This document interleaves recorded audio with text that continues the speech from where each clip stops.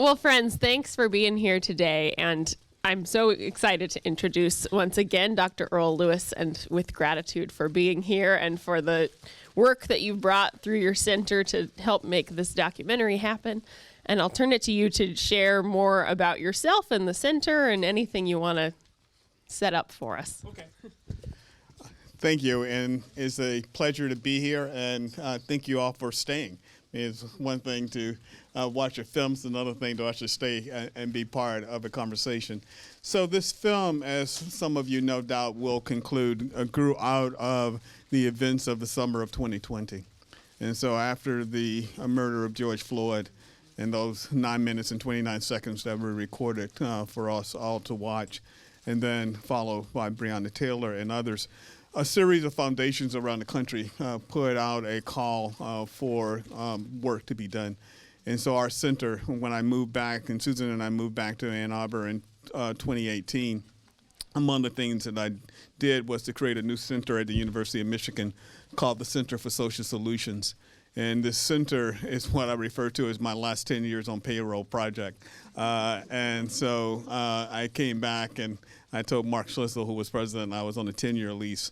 And at the end of that 10 years, I was going to walk away. But part of that, I wanted to create this center, and the center works in 4 areas. Diversity and democracy in one bucket, and slavery and its aftermath in a second bucket. Water, equity, and security in a third bucket, and the dignity of labor in an automated world in the fourth bucket. And so the Andrew W. Mellon Foundation, which I at one point been president of, was among the foundations that put out a call in 2020 to come up with a series of responses and what they refer to as crafting democratic futures. How, in light of the need for justice in the world, and particularly racial and social justice, how do we craft a democratic future? And so we put together an overall project that brought together 8, plus the University of Michigan, 9 colleges and universities across the country to look at questions of race, history, and repair in their own geographies, local geographies. And as part of that, I also realized that we needed to engage the national community. And so at the very outset, I said we're going to produce a documentary. So we partnered with WQED, Mr. Rogers' studio out of Pittsburgh, and Darrell Ford Williams, who was the vice president for content at WQED, agreed to become the executive producer of this documentary, and that you just watched. And we were the co-producers of the documentary, recognizing that it was one thing to be in these 9 or so communities across the country, but we also needed to connect to the national conversation. And we know that if you can get on PBS, that means then you can get into every geography and every congressional district in the country by virtue of being on PBS. What we didn't realize is that when we reached out to WQED, that we also would be able to make history within the PBS family, because we got WQED to work with WGBH and WETA.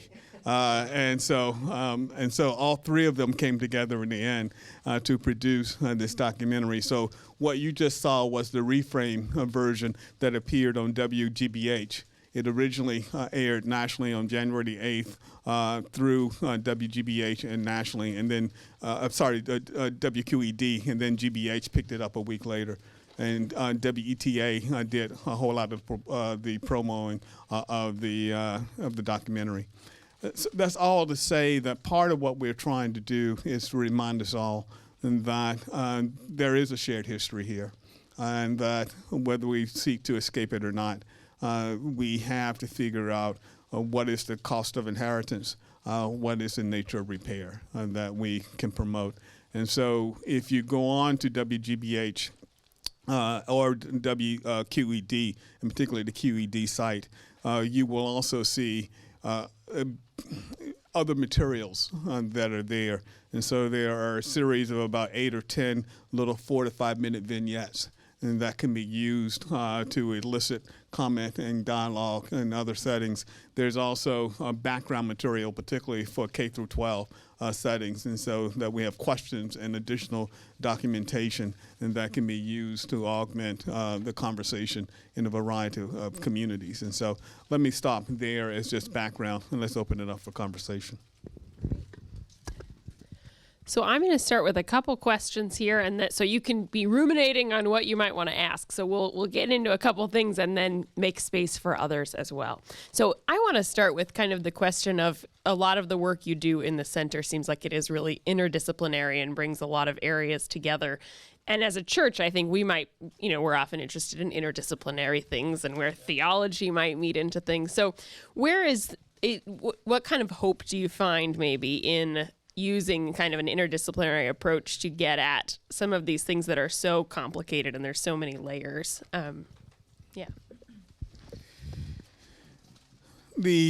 I'm a historian by training, so let me state that first. And so I have taught on faculties at UC Berkeley, Michigan, as well as Emory, but as some of you know, I've also held a whole series of senior administrative roles, and I've been a dean, a provost, and a president. And so this is a case where I came to realize there's never really been one answer to any question, and that it requires oftentimes putting together a team of folks with different expertise coming at a question with a slightly different angle or lens through which they view possible answers to bring them together to be in dialogue. And it's always fascinating, particularly in a classroom setting, to have students from different schools and colleges in the same room, because they can actually look at the same document and not see the same thing. And you realize that this is a microcosm of life. And that you can actually, and I know that if I went around, not everyone saw the same thing on the video. There are certain themes or certain moments or certain incidents that sort of stick out. And that's part of actually bringing together an interdisciplinary team to work on something as complex as our own 400 years of remembering and forgetting our history. And so, as we know, we do some work with PEN America, and for some of you who know, PEN America is the writers group that has been trying to protect freedom of speech in one form or another all over. And Suzanne Nozzle, who is the head of PEN America, reminds us all the time that if you take books off the shelves and you engage in other kinds of activities, you are also systematically trying to erase certain memories. This is part of actually bringing together an interdisciplinary group. And so in my center alone, we have geographers, we have sociologists, we have historians, we have climate scientists, and a range of others who come together and we get to debate. And then when we reach out beyond to engineers and theologians and others to really puzzle over questions. And even in making this film, there are things that were left on the cutting table that, had I made it, would have probably ended up in the film. But Yoruba Richin and Daryl said, no, Earl, we got to take that out. And one of my favorite is, so John Boyd, the farmer from Mecklenburg County in Virginia, is one of my favorite characters in the film. I've never met John, although we share Virginia connection. I'm a native Virginian. But he has, when he says at some point in the film, I didn't call it reparations, but it was reparations. But the piece that actually I love is the fact, but he has two mules, and part that ended up on the cutting floor. One of the mules is called 40 Acres, and the other one is called Struggles. And so even if he says at one point, he didn't think about reparations, clearly he did, even in the naming of his mules. And so there are ways in which, as we think through why you pull together a team, because that does show up, however, in one of those little vignettes. And so we saved it for the vignettes and took it out of the major film. But it is part of the work of trying to tackle a complex set of problems. So one more I'm thinking about how the geographic distance that comes up in this, where I think, folks in Michigan can think, okay, well, a lot of this is set in Savannah or a lot of it is in the South. And, how might we be thinking about that in a more holistic sense to say, what is the responsibility of folks throughout the country and in all sorts of different contexts, even if we don't see the geographic direct connection, they're always there. How do we like keep that energy going maybe, and what kind of approach would you bring to that kind of thing? So as you think about it, Linda and Justin Hansford, who is a professor of law at Howard University, and Linda Mann, who is both at Howard and at Columbia, are part of the African American Redress Network. And they were talking there. There were 463 documented instances of communities around the country attempting to think about repair. And you don't have to go very far. One of those communities is here in Washtenaw County. So as some of you know, the Washtenaw County Board of Commissioners authorized the creation of a Washtenaw County Task Force on Reparations. And so if you spend some time with Elise Ashbury Payne, who is the racial equity officer for Washtenaw County, you come to realize that there's work to be done right here in our own community. In addition, and so we work with them. Our center works with the county, and Elise was one of our community fellows as part of our larger project out of which this film is a part. But we also work with the city of Detroit. And so if back home, if next door is too close and you want to go a community or two away, just to have a little perspective and distance, the city of Detroit, as some of you know, also had a referendum now almost 2 years ago to create a task force on reparations. We also work with that task force, and there's a group of faculty at the University of Michigan helping to develop a harms report for the city of Detroit. Recognizing that there are ways in which each community can look at itself and ask, what's there? What have we done in the past that requires us to talk about an apology or acknowledgement or redress or restitution or something else? And so I think that there is plenty of opportunity for local work. Even as one begins to anticipate how to engage in national conversation.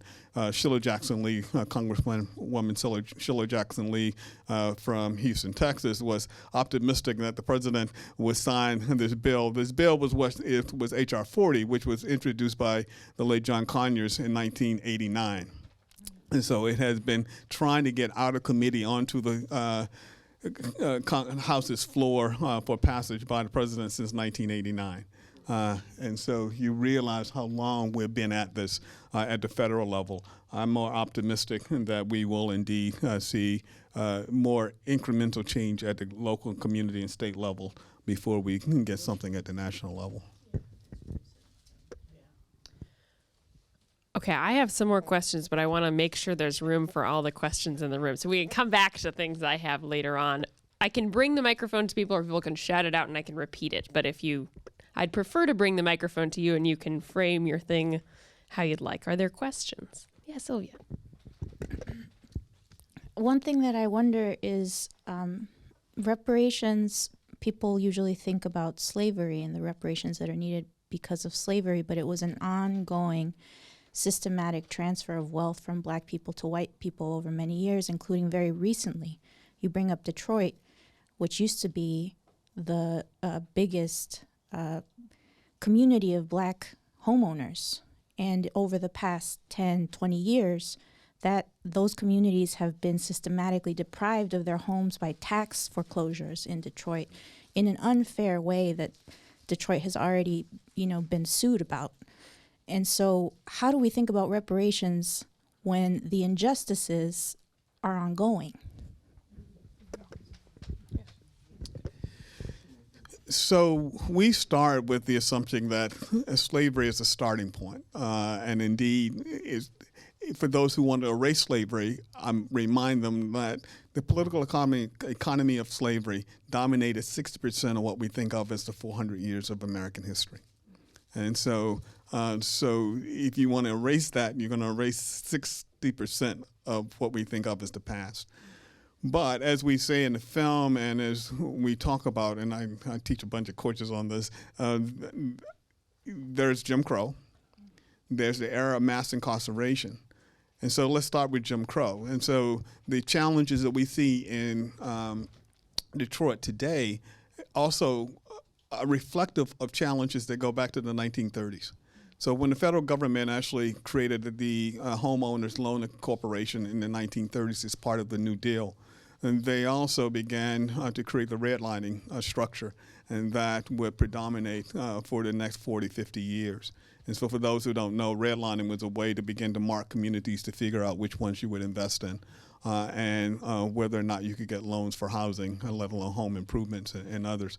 And in almost all of those neighborhoods, they were racially marked. I remember the first time I saw this as a young doctoral student at the University of Minnesota in the early 1980s, and I'm writing a dissertation on what became my first book on blacks in Norfolk, Virginia, and there was a map about 8 feet by 7 feet of Norfolk that was redlined. That was sitting there in the National Archives. And at one point I had a copy of it. I don't know if it still exists in paper form or not. It may be in digital form now. But I realized that this was just one example of hundreds of communities across the country. And then you move through Jim Crow into the era of mass incarceration, which has its own elements of this. And then you tag on to that 2008 and 2009, where you end up thinking through the implications of something like the subprime lending and how and where. And so the late Ned Gramlich, who some of you know, Ned was on the faculty here at the University of Michigan in economics and in what's now the Ford School of Public Policy. But Ned was a Federal Reserve governor for a period. Ned wrote in 2007, 6 or 7, in a piece for Kansas City about subprime lending as a Federal Reserve governor and how it was targeting particular communities and what the implications were and the fact that we had no regulation for it. So he saw it 12, 18 months before it brought down the economy in 08 and 09. And so we have where even federal officials recognizing, and then you follow that up with the more recent patterns in Detroit. So one of the issues, and so William Darity, who is a professor at Duke, and Kirsten Mullen have a book on reparations, and they have a framework, ARC, which starts with acknowledgement and then apology, which then goes to redress and restitution, with the idea the end phase is closure. And some of us who have critiqued this ask the very question you asked. How do you get closure if you can't guarantee the non-repeat and the repetition of certain kinds of acts? And that's the challenge right now. We struggle to get closure because we can't guarantee that certain things won't happen in the future. Next. Another question from anybody? What years were you at UC Berkeley? I was on the faculty at Berkeley 1984 to 1989. I came here the first time in 1989. Spent 15 years, went away 14 years, and came back in 2018. Jesse, you got something? Yeah. I was really struck in the movie by how personal the stories were in terms of, like, we have this spectrum from sort of governmental action or, these sort of larger system actions, and the very personal stories that the people were sharing that you started with and were throughout. And I wonder, for me, I wonder how you create a space or have those types of conversations. They were saying, like, we had these really difficult conversations. And I was wondering your thoughts on how, for example, in my own family, I could create those spaces to have those types of conversations, with people who I think probably personally watched lynchings, right?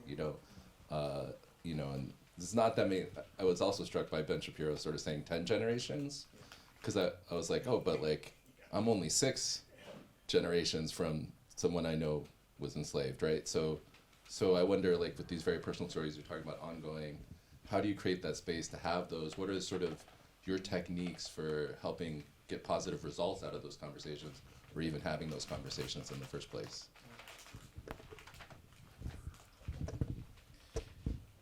Thank you for that question. So last semester, not last year this time, I taught a group of 18 undergraduates about reparations in the Ford School of Public Policy. And they were from all over the country and with a range of backgrounds. And I remember starting by saying, let me introduce you to this topic by reminding you of how removed or you are or not from the past. I say, so look at me. And I was born in 1955, so I'm old by your standards, but young by some others. But I could touch my grandmother and my grandfather, and they could touch their parents, and their parents had been enslaved. And so I was one touch away. And so if you think about this in the Ben Shapiro way of 10 generations, that's one way. But if you think about it, how many touches away are you from that past? And in my case, it was for my students, it helped them to really think how they are connected to this, because now they can touch me. And so opening it up for families is just like, okay, so how removed are you from this? How many touches away are you from this story, or from that incident, or from that period? And that's one way we found actually people can get into it, because it's no longer abstract. They actually can imagine touching that past. And so we use that then to invite folks to say, okay, so what does it feel like if you can touch it? What do you imagine it felt like for those who were on the other side if they could touch forward to the present? What's your responsibility, if anything, to that past? And how do you situate it so that anyone that you bring into the future understands that they are not disconnected from that past? And then we go from there. I mean, some folks will walk away. It's like the guy in the film, I think he's identified as a Republican from Michigan. I mean, I don't know. But he's sort of sitting there, and I almost want to talk to this guy. You know, it's like, okay, do you really believe you had nothing to do with any of this and you didn't benefit? So Lottie in the film, I got to meet her in New York City a few weeks ago at the Schomburg, and she was talking about how she got into this work and what it has meant for her, because each day gives her a opportunity to actually engage in her own personal repair. And so that this is not just her being a good person. It actually is helping her to grow as well. So we try to raise up all of this and recognizing it's not one incident, it's not one moment, it's not one event. It's a series of discourses and conversations that will capture a moment. There's this one in the film where my friend Jack DeGoya, the president of Georgetown, you can almost see him humbled as he bows when Joe Stewart comes up out of the audience. And I know Jack well enough to know that he had no idea what Joe was going to say to him, but that it represented something. And so Father Tim, who I spent some time with a year ago, we were at Georgetown running an event, talks about what it means to be now the bearer of the Catholic Church and the Jesuit order, trying to figure out what's the recompense for that decision in 1838. It saved Georgetown, but at what cost? And he realizes that it's $1 billion of that Joe Stewart and the descendants want for this foundation they're trying to create. And they put a small down payment of $30 million or so down, but there's still a long way to go. And it's not just Georgetown. The Virginia Theological Seminary has pledged $100 million. The Princeton Theological Seminary has pledged $100 million.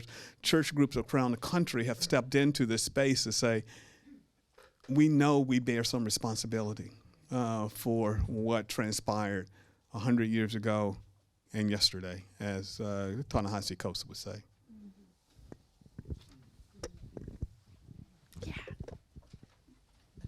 Need it. Well, I speak go very for it loudly. so we get the people who Okay. might watch the recording. Mine is more of a comment. You were talking about you can touch your generations. Well, we can all go home and touch something in our home that was invented by a slave.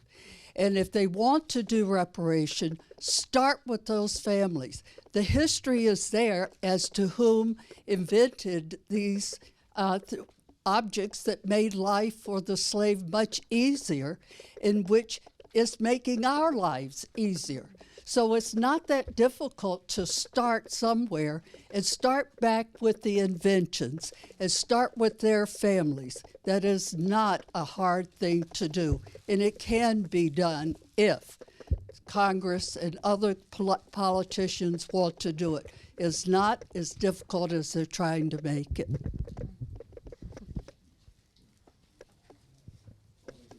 Yeah.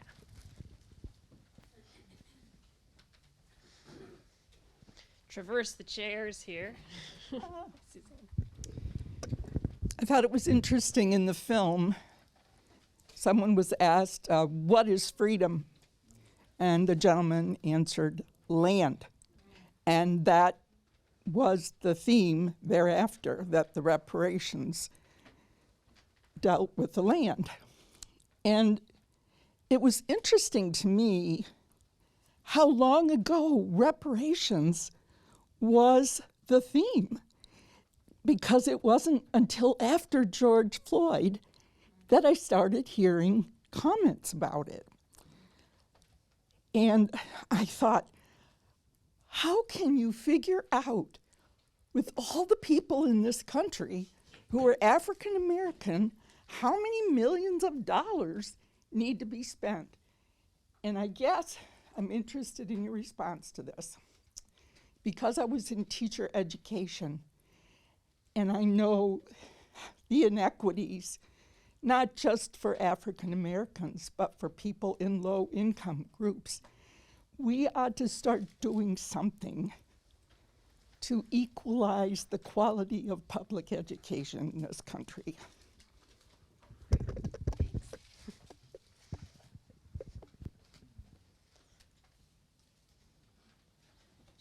Response to that, or you want? I have two really quick ones. One, about 3 years ago, I heard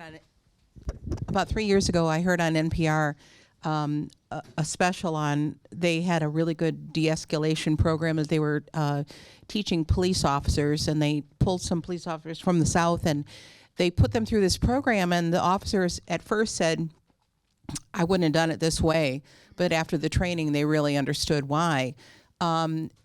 What legislators do you see now today who are pushing really positive programs like that, or just making positive change?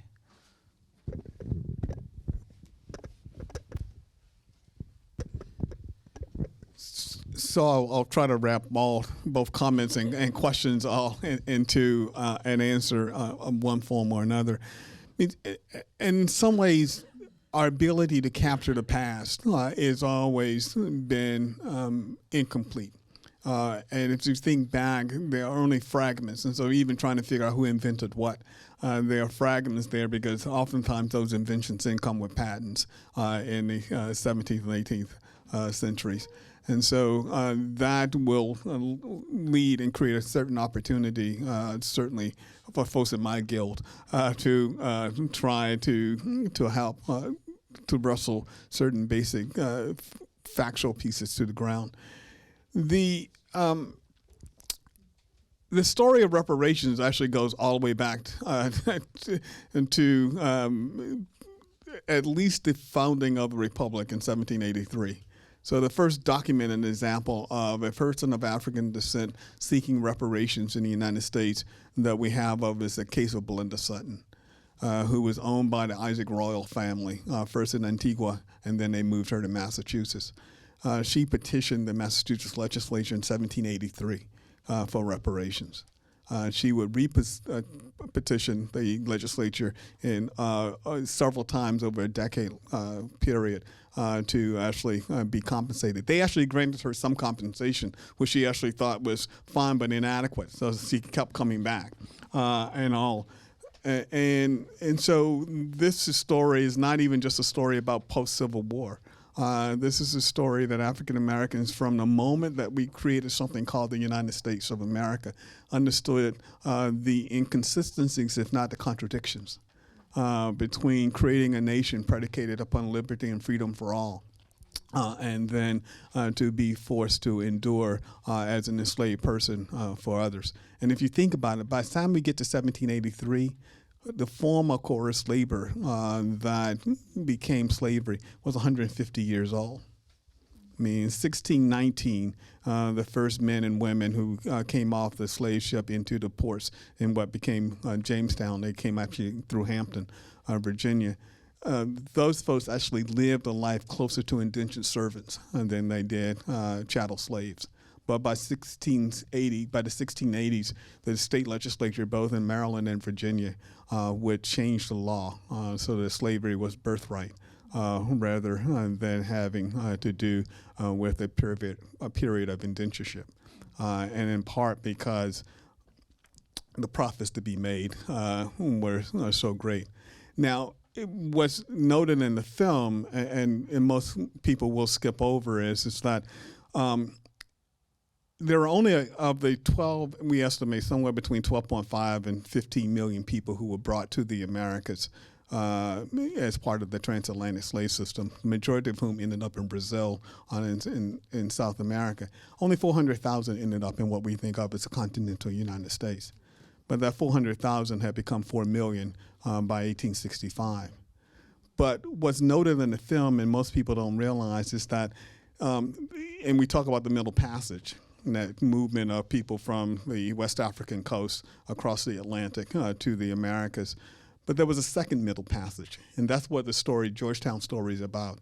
1 million people were resold into slavery from the Upper South to the Lower South between 1820 and 1860.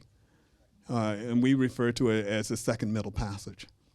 And so that million transferred a lot of wealth, and going back to the question about then how we think about wealth. So we decided there were many stories to be told in a film like this. We decided to focus on two themes. One was wealth, the other one was land. And so that was a conscious decision on the part of the filmmakers. We could have chosen other themes, but we realized we had 56 minutes. You had to make a choice one way or the other. But as we trying to work our way through all of this, we also recognize that there were other elements here, because we wanted to remind people, and I think Mary Frances says it well. So Mary Frances Berry, who is one of the interlocutors in the film, is a Michigan alum. She got her PhD and law degree, but she's also the former chairwoman of the U.S. Civil Rights Commission. And Mary wrote the book on Callie House. So she was the first one to write the story of Callie House in the book. And so reminding that we had moments where we actually could have taken care of this as a nation and chose not to for a variety of political, and that was even bipartisan support. There were Republicans and Democrats of a different era and a different stripe who actually supported some kind of reparations in the 19th century, but they weren't able to garner enough support to get it to be passed. And so, yeah, we could teach about it, and we can talk about the whole series of inequities that have been built into it. Yeah, as you were talking, I was reminded of what when we, just as I think Susan and I were moving back to Michigan, where the young folks in the city of Detroit were suing both the city of Detroit and the state of Michigan over an inadequate education, and a degree to which that actually reflected that the government was denying them their basic civil rights, arguing that if you don't have a certain level of literacy and numeracy in the 21st century, you are essentially relegating individuals to a second-class citizenship, and that was unconstitutional. And so as we think through then, other congressmen and women or others who are looking to do better. Yeah, I mean, but the war on poverty, which gave way to the war on drugs, was also bipartisan. Republicans and Democrats, black, white, and other, all signed up for the war on drugs. And so as we think through politicians, I think, and if there's anyone in this room, I don't mean to paint with a completely broad brush, but also oftentimes think in 2-year cycles or 4-year cycles or 6-year cycles. And so that in and of itself is a challenge when you're trying to figure out then what's good policy making and what really redounds to the benefit of the majority of people. And so I'm hopeful, but I'm also sanguine and recognize that you have to believe in the promise of democracy more deeply than you have to aspire to hold office. Right. Yeah, exactly.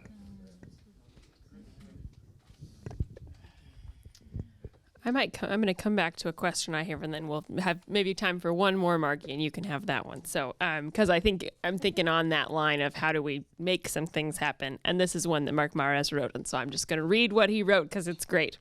As the film alluded to, many times when we talk about reparations, people like to say that we're so far removed from that period of enslavement, it would be wrong to place reparations on to pay reparations to individuals living today. Nationally, 77% of Black Americans support reparations, while only 18% of white Americans support it. What are the key shifts to shifting the narrative and expanding the narrative around the legacy of slavery and Jim Crow, and how might faith communities be a part of that shift? So we have worked, we meaning my colleagues in the center, the other colleagues in the Poverty Solution, the Center for Racial Justice. There are 3 or 4 centers at the University of Michigan that have come together in the last few years, engaging in polling data, trying to figure out how to answer that question. If we change the prompts that you give people, do their attitudes change or not? And you realize, no, it's somewhat entrenched. And that there's a slight movement if you can show people about evidence of discrimination, that will move them. But what we discovered is that where you see progress is because someone decides to make it at the top of their agenda. So if you go back to Evanston, Illinois, which is one of the first examples that's sort of noted, Evanston moved because there were 2 members on the city council who decided that this was something that needed to happen. And then they were able to garner enough other support from other members of the city council. When they put it out to the community for a conversation, not a vote, but for a conversation, it was a scattergram. It just sort of ended up all over the place where different people wanted different things, and that in and of itself is a challenge. I think for faith communities, and particularly for church faith communities, it operates at 2 levels. I mean, one is your own individual church, but it's also then what in this case what the Presbyterian church and role that has to play, because First Pres could do something locally and that would be good, but not be in dialogue with the Presbyterian Church of the USA means then you lose a possibility. I was in Edinburgh in November giving a talk on reparations at the University of Edinburgh, and you realize that there's a comparable conversation going on in the UK right now. There is a broader conversation going on across Europe right now. I mean, if you realize the challenge in Europe is different European countries. I'll use France as an example. I mean, France writes out certain parts of slavery out of their own curriculum. They talk about slavery in the United States, but they don't talk about Haiti. And so the Haitian Revolution is reduced to almost a footnote. And so I have a colleague at the university, at Carnegie Mellon University, who is, as she says, 7th-generation Black French, trying to get the French government to change its posture, and she was accused of being racist a few years ago for even raising the question. And so you realize it's not just a U.S. challenge. is sort of a global challenge. Yet, we have examples, right? And so the Catholic Church, and as well as the country of Canada, came up with an apology as well as resources to address Indian boarding schools across Canada. And so we have examples there. Just to the north, we have examples throughout South America. We have the example we put in the film, of course, of the Germans paying reparations to Israel and all. And so there are ways in which it is important for institutions and organizations to have the dialogue and the conversation, and if they can find their way to take a position, but to realize what you do locally has to be connected to something else to get the kind of full leveraging that's necessary. And this is the work ahead. Yeah, and we will continue to do this work, and we believe it's important. We'll continue to raise some more money, but I'm looking to do another documentary or two over the next little period as we raise additional questions about how we get the kind of repair that's necessary. And I think and how we eliminate the cynicism that's there, that nothing can be done because nothing has been done. Okay, Margie, you want to get our last question here? Thanks. Well, I was going to ask about other countries, but I'll change my question. I think you mentioned that you had a version for K through 12 that was produced with this same information. Was that correct? We have secondary materials. One film, but then there's little vignettes and almost like a course guide. Yeah. Well, I guess my question, I grow increasingly frustrated and disappointed that I learned nothing about slavery or internment of Asian Americans when I was in school. And so I'm wondering how you're going to push this forward in schools, and do you think you'll be successful? And yeah. So that's my question. It's all on you. You have to solve all the problems.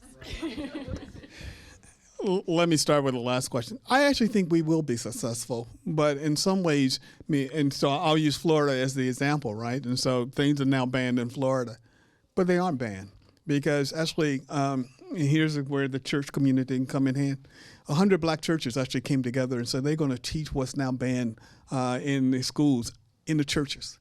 So what happens if we actually created an interfaith movement across the country where we decide that, be it in a synagogue or a church or in a temple or a mosque or whatever, there's a curriculum and we want all our kids to learn.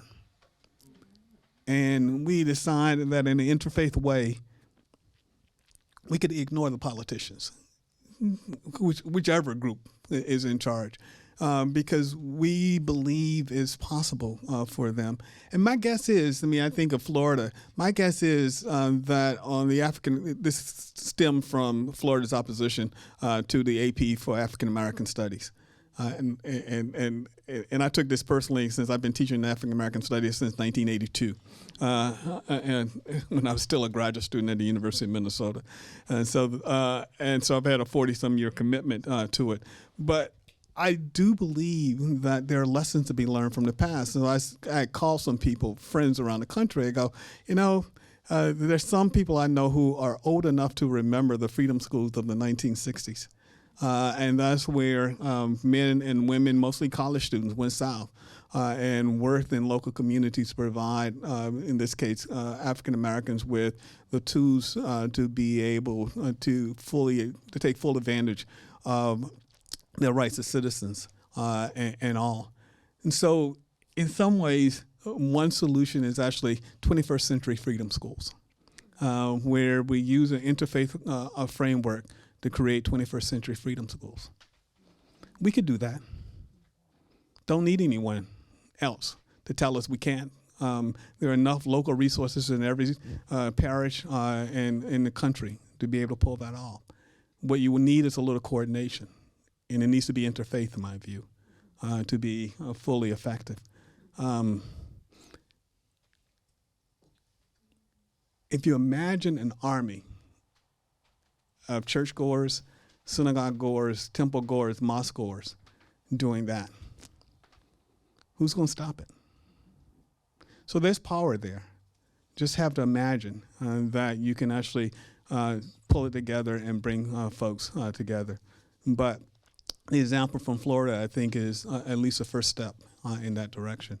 And what I know, even now, the young people that I teach at the University of Michigan, and particularly in their freshman and sophomore years, I always ask them, why are you taking my class?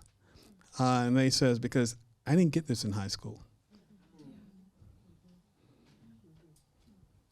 So they want it, we can deliver it, and it need not all happen and wait until they end up at a place like the University of Michigan. We can start it elsewhere. And so First Pres could be an interesting teaching center. Well, thank you so very much for being here today and taking these questions and for the work that has gone into this documentary. I think we're all just very grateful for being able to be in that conversation.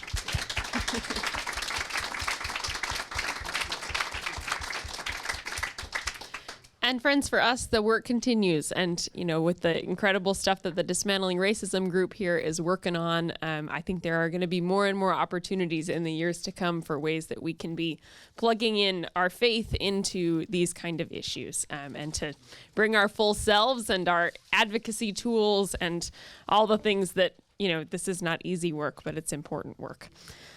So I invite you to join me, and we'll just have a quick closing prayer before we head out. Dear God, we thank you for this day and the chance to be together in community reflecting on these important things. Here in faith, we regularly come to confess our sins and to face the truths of who we are and how we've fallen short individually and collectively. And so we pray that you'll be with us in the hard work of repair and in the hard work of truth-telling and the hard work of moving forward to more holistic connections where we seek love and justice in real meaningful ways, not just in word, but also in deed. So go with us out into the world in our work in its various forms, and give us the strength and the courage to do these hard things and to have conversations that might be uncomfortable but are so important. Amen. And Dr. Lewis, just on behalf of the Adult Formation Work Group, a little gift that they give out to everybody who shares their time with us. So thank you so much.